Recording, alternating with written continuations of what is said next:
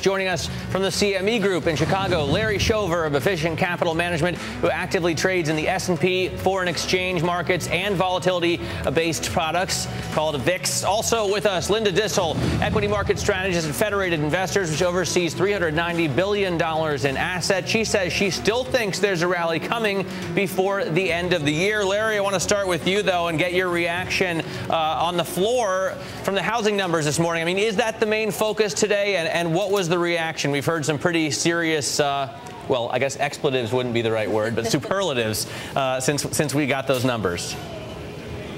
Well, you know, there's a lot of moving parts in the market, and the bottom line, it can be summed up as just more of the same. The FOMC article that leaked out this morning, just stalling confidence in the market. And so with that, it's more of the same. Bonds are going to be going up, stock market's going down, dollar is going to be little changed. What do you think, Linda? I mean, there was a lot of talk about how this was horrible for the economy. It was a huge blow to home prices. And we've been hearing so much lately about how closely the two are intertwined. Alan Greenspan saying if we have a 20% drop in home prices, it's a double-dip recession for the economy. Mm-hmm. Well, unfortunately, the problem is that this seems to indicate that the economy cannot get up on its own 2 feet, that it needs the government to continue on helping it to move along. And that's a problem because we're getting later and later and later. And the QE one, which is huge, didn't work. And could we need a QE two? And could that possibly work? So it is fueling, unfortunately, the fires of those who think there'll be a double dip. Do you expect more intervention from the government in the housing market? Not necessarily the housing market. It's interesting because everything that they've done so far looks like it didn't really work. And I guess the best thing that they did with the credit, all that did was, of course, bring in sales that might have been now into earlier months. So that doesn't look like that's what they'll do. Probably the QE2 in terms of expanding their balance sheet, they'll have to do again once they feel more comfortable. Hey, the jury's still out. It could be a soft patch. It could still be a soft patch. But here's the thing, though. I mean, PIMCO, I believe, was saying that, you know, if the government didn't intervene, mortgage rates would be sky high right Jump now. 4 points. Right, and that's what they were saying. So that's interesting to see. But ironically, would that even have helped the sales? If the sales are this bad, would that even have made a difference? Larry, would it be a problem? Would traders react negatively to more intervention, say, not necessarily from the Fed, but from the federal government in the housing market? That's a great question. It's all according to what kind of regulation it is. I mean, right now, there's just no conviction. There's no confidence. My eyes are on Friday when Bernanke speaks from Jackson Hole. Maybe he'll do a repeat of what he did last year at 60 Minutes and restore the confidence, set the record straight of what's going to happen to the market. Maybe we'll have a Friday surprise. Well, the question is, Linda, you mentioned could we get another quantitative easing? But the problem is, even if it's announced, say it's on Friday, and Bernanke talks about it at Jackson Hole, is it going to do any good, and is the perception of it going to be positive? I've seen more and more sort of questioning its usefulness. That's right. That's right. It looks as if that the Fed is pushing on a string. And our view has been that if the small businessman refuses to play and to hire people, it always comes back to jobs. And if they refuse to hire people, which they should have by now, historical evidence would suggest, with the growth rate in the economy, even as it has been, with profit growth as it has been, they continue on refusing to hire people, and they hire 2/3 of us. So they need to get their confidence back to hire people again, and that is what will bring people back to buying houses. You can't get them to buy houses if they can't feel like they can have a job. So QE2 isn't going to do it. No, sir. No. How can they hire people if they're not sure what their health care costs are going to be, if they're not sure what the financial reform is going to mean for their banking, if they're not sure what their tax rates are going to be next year? I mean, it seems like so many question marks that you might want to wait on that kind of decision that's expensive for a small business until all these things are dealt with. It's absolutely true. In my job, I travel the whole country. I meet small business people all the time, and they say that to me all the time. Until they feel confident in what it costs to hire somebody, and in my view, until they feel like they're going to get a permanent tax cut, they will do nothing, and they will stymie this future. Our view has been that the strength in corporate profits would be enough to make them feel, I better hire people, or I'll lose business to the guy across the street, but the guy across the street's not hiring anybody, and so this is the conundrum. Here's the thing, Larry, I want to ask you this question because Linda just addressed a great point. The one thing that I and a lot of other people are keying on for later on this week, besides Jackson Hole, is the GDP, right? We get that number out and to see what's going to happen here with the economy. Is that going to be a disappointment? Consensus estimates 1.4%. Oh, it most likely probably will be a disappointment at 1.4%. But the fact is, there's more to the market than just the GDP. I mean, the GDP definitely is a great indicator of what's going on right now.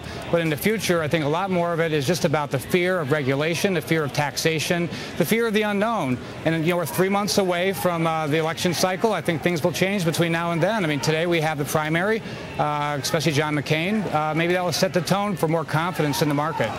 No, and Linda, you point out that people are maybe even more concerned about the growing deficit than they are about whether or not they get this continued tax cut or not, right? Because a lot of people view deficits as just future taxes, and it looks pretty big. Yeah, and of course, your other guest making the comment that in just a few months we'll have the election cycle come in.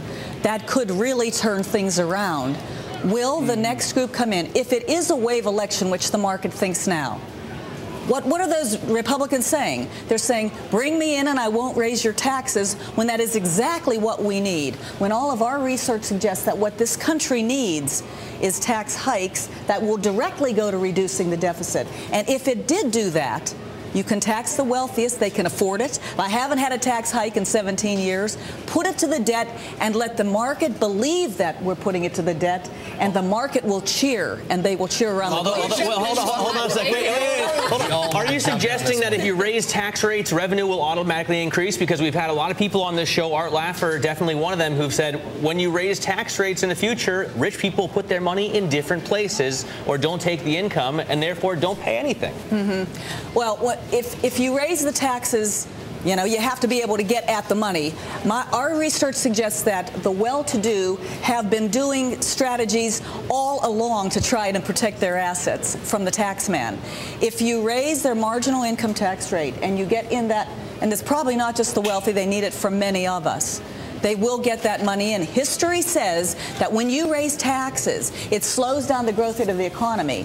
I'm not suggesting that they do it now. They can't afford to do it now. The economy needs to get on its own 2 feet first, and then we need to get at the debt situation.